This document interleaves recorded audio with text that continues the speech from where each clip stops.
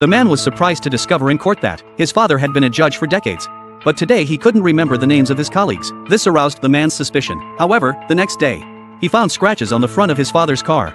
And one of the headlights had been knocked off. But what was even more puzzling was that his father said he hadn't driven the car the night before. At that moment, the police arrived. It turned out that there had been a car accident the night before. The victim had unfortunately passed away, according to eyewitness accounts.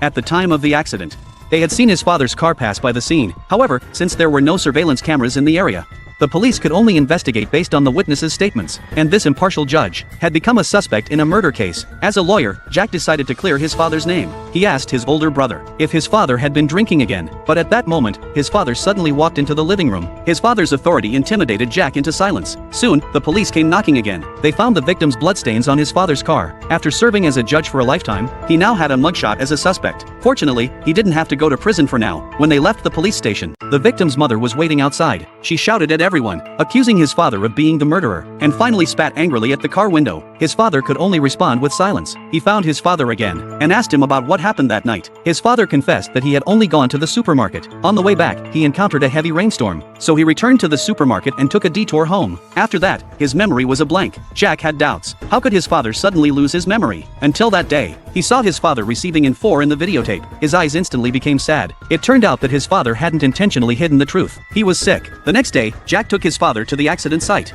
hoping to jog his memory. At that moment, his father admitted that he had cancer. The memory loss was a side effect of chemotherapy. Jack wanted to reveal his father's condition in court, hoping for a lighter sentence. But his father strongly opposed the idea. Look what that does to all the cases I've heard for the last year. You've had this year? Everybody I sentenced will challenge the ruling. Strangers, who gives a shit? You're gonna die in prison. I'd rather die in prison than be remembered like that. As an old judge who pursues justice, for him, some principles are far more important than life itself. However, death was approaching. That night during dinner, Jack heard a noise coming from upstairs. She hurried upstairs to check, and found her father struggling toward the toilet. He then vomited violently, and also had incontinence symptoms. Her father was like a child who had made a mistake. Jack could only pretend not to see, to maintain her father's dignity. She then helped him clean his body. But at that moment, her daughter knocked on the door, and curiously asked what they were doing. We're fixing the sink, it leaks. Can I help? No, there's water all over the floor. At that moment, the tense atmosphere turned awkward yet